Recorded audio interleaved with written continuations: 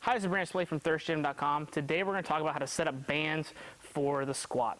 There's a couple different ways you can do this. We're going to show ideally what you would have if you have a rack that has band peg attachments.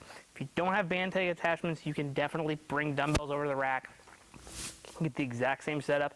You're just going to need some really heavy dumbbells, so keep that in mind.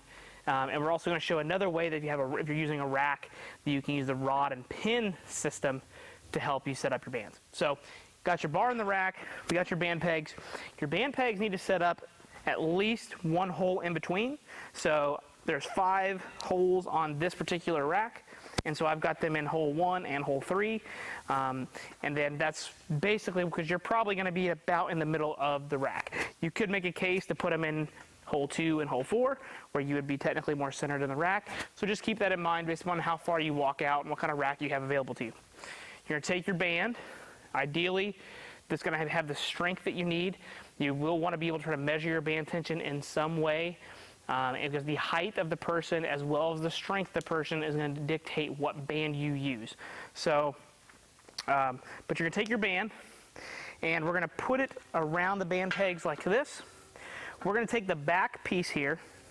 We're going to run it under and through that band, so we have it look like that.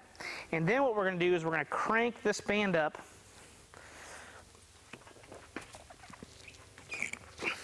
all the way up to the bar like this. Then we take this,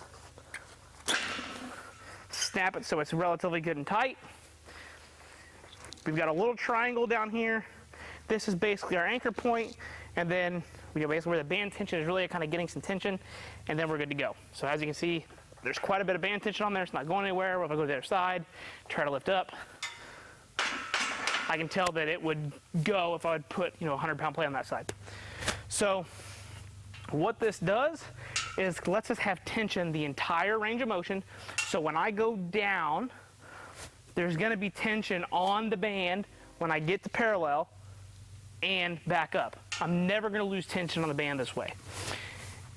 The main problem with this is if you are a very strong squatter, you may need multiple bands to get them hooked up like this. I like this because I think it anchors in better, it feels better, it's just more smooth. There's another way you can do this where we'll take this off,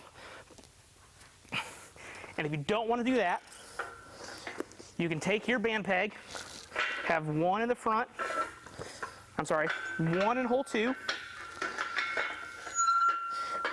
one in hole 5, so all the way in the back. Then what you do, you have your band ran here, you then run it underneath, and then make sure it snap me, and then you pull it that way. So you basically anchor it onto this one through the loop, then you pull it and create the tension underneath, and then you've got tension this way. The only thing I don't like about this is that you can potentially lose tension in the bottom, especially if you're short like me, and you may need quite a bit of bands again to get them on there to get your appropriate band tension. So again, it's completely okay to do this. Some people will also go back and forth to be able to create the amount of tension.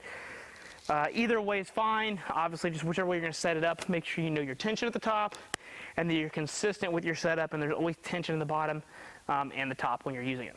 So if you don't want to do that, or you're in a rack that doesn't have band pegs,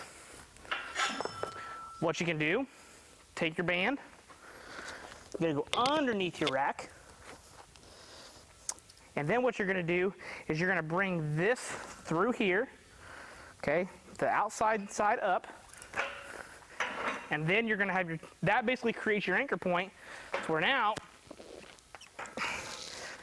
I now have it set up, I have it choked to itself to where I now have tension on the band at all times, and I can squat down and up. Ideally, this would probably actually be a little lower. I just kind of made do with the way it was set up. But you would set this actually probably a little lower, and then you'd basically be able to anchor it to itself like we did in the first one, to where it would create the band tension throughout the range of motion. So if you don't have band pegs, that's probably your best next option is a rack. As long as you can get the band underneath it, you have some kind of safety system, you can choke it around the safety system and up to the bar. So, quite simply, matching bands, preferably band pegs, holes through each other, and then make sure you're consistent on your setup. Ideally, the band comes through, back end comes up to the bar. You can also go around the band peg and then underneath and up, or you can do that where you get the rod and pipe system to set it up. Again, if you don't have any of that, then you can drag dumbbells over, hook your bands up, and if you don't have that, I don't really have a solution for you. You probably need to find a different gym or a different way to use bands. So when it comes to selecting your band tension, try to find a luggage scale or a fish scale piece of measurement tool to be able to figure out what your tension is per band at the top, because ideally you need between 20 and 25% of what you lift on the band tension at the top. So if you are a 400-pound squatter, you need 80 to 100 pounds of band tension. So that means you need 40 to 50 pounds of band tension at the top on the bar when you're using the bands. Anything 10% less, not probably going to see a huge training effect from, and anything 30% and over is probably too much, where you're not going to have enough tension in the bottom, but you have too much tension at the top to get too much of an overload system, unless if you're training with like a Circuit Max phase or something like that.